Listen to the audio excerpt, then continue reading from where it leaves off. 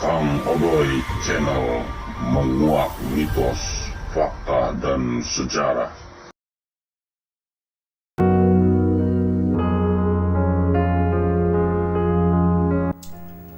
Assalamualaikum warahmatullahi wabarakatuh.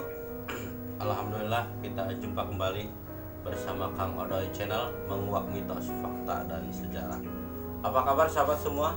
Mudah-mudahan kabarnya di pagi hari ini, di hari Sabtu tanggal 12 November tahun 2022, mudah-mudahan kabar sahabat semua selalu dalam keadaan sehat walafiat dan tentunya diberikan limpahan rezeki yang barokah, amin ya robbal alamin. Oke sahabat, mengenai beberapa ulasan video Kang Odoy mengenai tentang sejarah Cirebonan. Setelah kemarin di video yang lalu mengenai Mbahku atau Pangeran Walang Sungsang, kali ini kita akan mengulas mengenai seorang panglima perang perempuan dari Cirebon, inilah yang bernama Nyimas Dewi Gandasari. Mungkin sahabat sebagian ada yang kenal mengenai sejarah tentang Nyimas Gandasari. Oke, untuk berikutnya kita sebelum lanjut pada ulasan tentang kisah Nyimas Gandasari, silakan buat sahabat yang masih setia ucapan terima kasih, juga yang baru gabung bersama channelnya Kang Odoy, silahkan like, komen, dan subscribe. Jangan lupa pijit lonceng notifikasinya sebagai dukungan agar channel Kang Odoy tetap berkembang dan selalu menyimak mitos, fakta, dan sejarah. Ya sahabat, mengenai kisah tentang Nyimas Gandasari,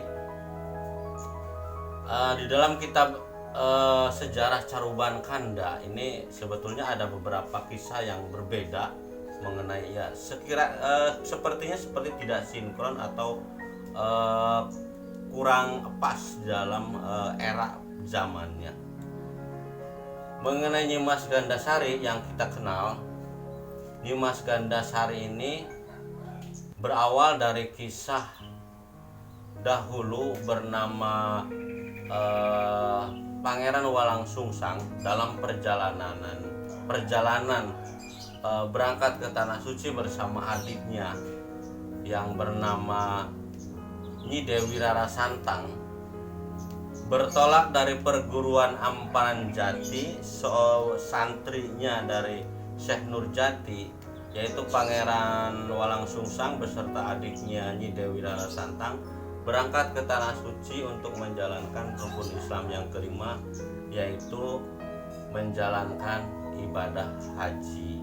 Oke, sebelum lanjut kita break dulu, nyantai saja sambil nunggu kopinya datang, jangan di skip biar kita bisa lebih paham dan tidak gagal paham mengenai kisah Nyimas Gandasari.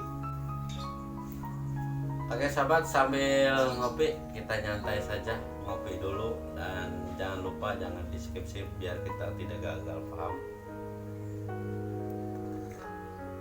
Ya, kita lanjut lagi sahabat. Jadi Nyimas Gandasari ini, kisah ini sekitar pada abad tahun 1400-an. Ketika Pangeran Walang Sungsang berangkat menunaikan ibadah haji bersama adiknya Nyimas Dewi Rara Santang.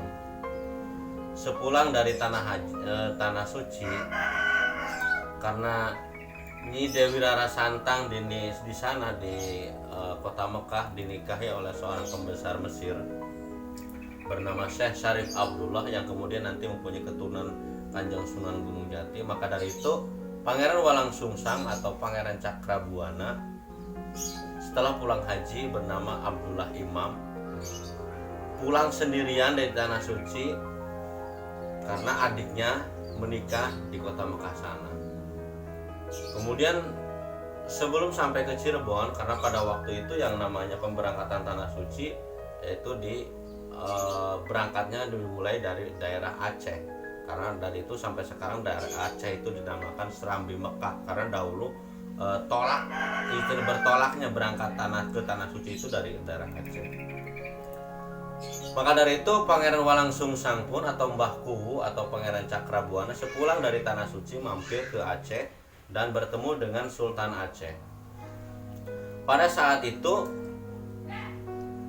Sultan Aceh atau Sultan Pasai di situ, di kerajaan Pasai dalam keadaan istilahnya terkena wabah penyakit. Banyak masyarakat yang meninggal dunia akibat wabah penyakit itu, dan di sanalah Pangeran Walangsungsang terpanggil ke jiwanya untuk memberikan pertolongan kepada masyarakat ke negara Pasai itu. Bahkan termasuk para pembesar kerajaan Pasai pun, termasuk Sultan Pasai pada waktu itu, termasuk permaisuri dan istrinya yang saat itu sedang mengandung bayi 9 bulan, usia 9 bulan. Akhirnya berkat pertolongan Pangeran Walangsungsang yang mempunyai keahlian tentang bidang pengobatan, dan alhamdulillah termasuk Raja Pasai pun sembuh.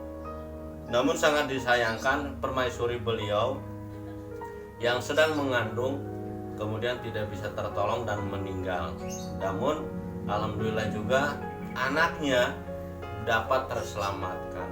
Jadi seorang bayi perempuan mungil, untuk itu ketika kebiasaan ditimang-timang oleh mbahku, ternyata anak itu diam, merasa nyaman. Maka dari itu kemudian Raja Aceh pun atau Raja Pasai pun memberikan kepercayaan kepada Pangeran Walangsungsang, karena Raja Pasai itu tahu bahwa Pangeran Walangsungsang ini adalah merupakan anak dari raja besar di tanah Sunda di Jawa, yaitu bernama Pajajaran, yaitu pemahaman tentang Sri Baduga Maharaja Prabu Siliwangi. Inilah anaknya yang namanya Pangeran Cakrabuana. Maka dari itu anak kecil yang sudah tidak memiliki ibu ini dari kerajaan Pasai kemudian dititipkan dan dibawa pulang, dirawat oleh mbahku, kemudian diberi nama yaitu Gandasari, hingga akhirnya terkenal dengan Nyimas Gandasari. Pertumbuhan semakin besar, semakin menjadi menjelma seorang gadis cantik yang cekatan. Nyimas Gandasari pun kemudian menjadi murid Kanjeng Sunan Gunung Jati dan menjadi seorang perempuan cantik yang hebat. Kalau di dalam jagat pewayangan istilahnya seperti Sri Kandi lah. Dia punya keahlian berperang, punya keahlian teknik strategi perang, jiwa kesatria, kesaktiannya yang tidak bisa mudah ditandingi. Maka demikian untuk berikutnya Nyimas Gandasari ini diangkat menjadi salah satu panglima perang di Kesultanan Cirebon, dan salah satunya adalah satu-satunya seorang perempuan yang diangkat menjadi panglima perang di Kesultanan Cirebon pada waktu itu, pada masa Kecirebonan atau Sultan Cirebon itu setelah dipegang oleh Kanjeng Sunan Gunung Jati, sahabat. Jadi kita paham ya, Nyimas Gandasari ini adalah sebetulnya berasal dari kerajaan Pasai Aceh yang dibawa menjadi anak asuh Pangeran Cakrabuana, yang kemudian menjadi muridnya Kanjeng Sunan Gunung Jati, diangkat menjadi seorang panglima perang Kesultanan Cirebon, dan akhir hayatnya yang namanya Nyimas Dewi Gandasari ini kemudian menjadi cikal bakal berdirinya Desa Panguragan yang berada di Arjawinangun. Itu sahabat. Jadi paham ya kita mengenai Nyimas Gandasari. Oke, mengenai kesaktian dan kehebatan beliau dalam pertempuran ketika melawan Ki Gedeng Palimanan. Di sana ada kisah nanti berikutnya tentang Nyimas Gandasari. Tunggu saja video-video terbaru dari Kang Oroy, tentunya semakin menarik. Terima kasih atas kebersamaannya, mudah-mudahan bermanfaat. Jumpa kembali bersama Kang Oroy Channel, menguak mitos, fakta, dan sejarah. Wassalamualaikum warahmatullahi wabarakatuh.